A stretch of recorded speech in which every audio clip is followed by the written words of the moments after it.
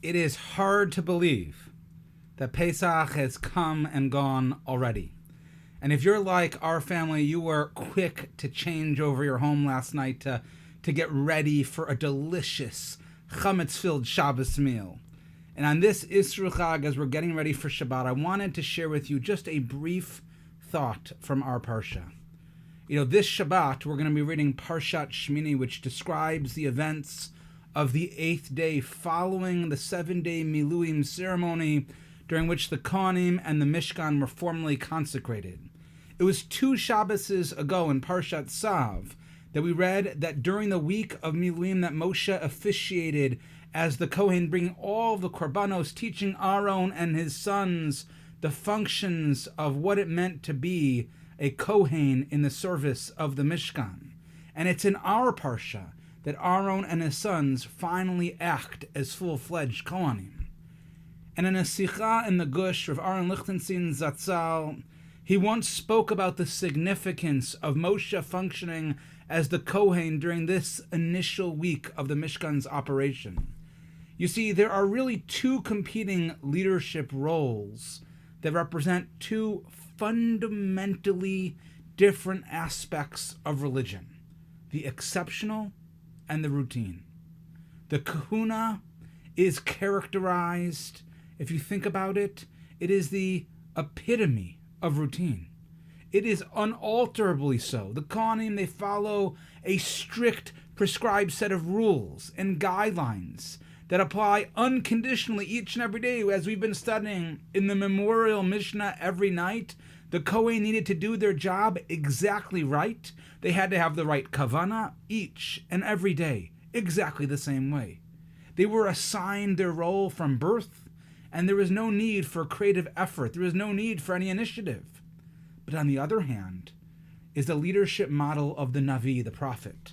You see, prophecy is extraordinarily at its foundation, one which is not part of any basic routine of religious life. No 2 prophets ever prophesied in the same matter. Every prophecy was the result of a unique experience, a unique set of circumstances. It was never guaranteed, and nor was this role passed through inheritance the way that the kahuna and the priesthood was. In fact, in the times of the Mikdash, the prophets often would complain about how soulless the avodah and the rituals in the temple were. They would criticize how the daily routine of the Mikdash experience, how it would fail to inspire a sense of religious fervor and vitality among the people. But one thing that we know for sure is that avodat Hashem undoubtedly requires an unwavering loyalty to the prescribed day-to-day routine, the Kohen aspect, if you will. But at the same time, it demands maintaining enthusiasm and vitality, the Navi, the prophet model, in following this routine. You see, religious observance, it can't become stale and just some force of habit, but rather it needs to be approached with conviction, with spiritual energy. And so therefore, Rav Lichtenstein teaches that it was Moshe who was not only just the greatest prophet of all time, but he was also the first Kohen in Jewish history. He was the first one to serve in the Mishkan. It's he who teaches us just how important it is to combine prophecy and priesthood, of infusing our daily routine of religious observance as symbolized by the kahuna with fervor and excitement and vitality as represented by the institution of prophecy. And with the excitement of Pesach now behind us, we start to get back to our normally weekly routine, just a regular Shabbat. But at the same time, it feels strange to say that we're now getting back to normal, given that there is nothing that's quite normal about the routine that the life we're living has these days. It's been especially challenging to balance routine with the extraordinary. But at the same time, if we're honest, at this point, we're probably finding some semblance of a routine. Maybe for our first Shabbat, there was something novel about us being a part of davening on our own with our family.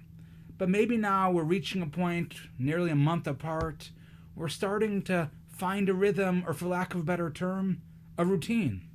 And that's healthy. That's important. But we must not allow our avodat Hashem, our religious life, to be lacking the excitement and the vitality that helps keep it relevant to all of us.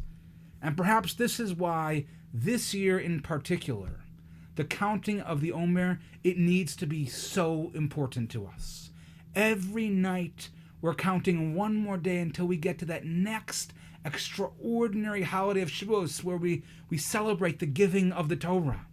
Every night when we count, it needs to be a reminder to us to search out both models of leadership, of both prophecy and priesthood, so we can continue to live a vibrant and a meaningful Jewish life.